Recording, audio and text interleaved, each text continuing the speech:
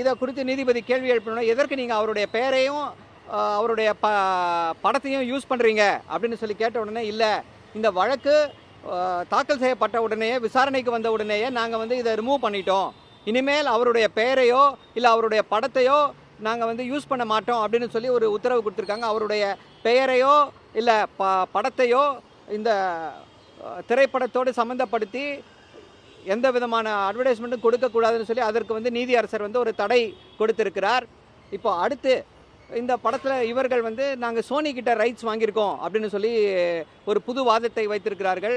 அப்போ சோனி கிட்ட ரைட்ஸ் வாங்கியிருக்கீங்கன்னா அவங்க சோனி மியூசிக்கையும் இந்த இதில் ஒரு பார்ட்டியாக சேருங்க அப்படின்னு சொல்லி அந்த உத்தரவையும் நீதியரசர் போட்டிருக்காரு. இப்போ சோனி கிட்ட வாங்கியிருக்காங்கன்னு சொல்லும் பொழுது நீதிபதியிடம் தெரிவித்தோம், சோனி இந்த இளையராஜா அவர்களுடைய பாடல்களை பயன்படுத்துவதற்கு ஏற்கனவே தடை இருக்கிறது.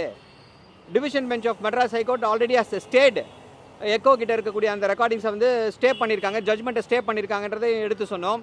ஸோ இந்த வழக்கு விசாரணையை ஆகஸ்ட் 18 சோனியை பார்ட்டியாக சேர்த்துருங்க அப்படின்னு சொல்லி ஆகஸ்ட் 18 போட்டிருக்காங்க. இதில் முக்கியமாக நாம் பார்க்க வேண்டிய விஷயம் என்னவாக இருக்கிறது அப்படின்னா, அதாவது இவர்கள் எல்லாம் என்ன சொல்கிறாங்க, ப்ரொடியூசர் கிட்ட கொடுத்துட்டோம் அப்படின்றாங்க.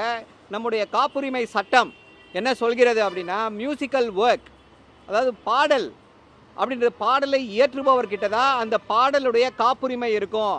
அவர்தான் அந்த பாடலுடைய கர்த்தா, அவர்கிட்ட தான் அந்த பாடலுடைய உரிமை இருக்கும். இதை யாரும் வாங்க முடியாது, ப்ரொடியூசர் கிட்ட இருக்க முடியாது. எங்களுடைய ஆணித்தரமான கருத்து வாதம் என்னவாக இருக்கிறது அப்படின்னா, இசைஞானி அவர்கள் ஒரு காலத்திலும் இந்த மியூசிக்கல் ஒர்க், இந்த பாடல்களுடைய காப்புரிமையை எந்த ப்ரொடியூசருக்கும் கொடுக்கல அப்படின்றது எங்களுடைய ஒரு தொடர்ந்து வாதமாகவே இருந்து வருகிறது.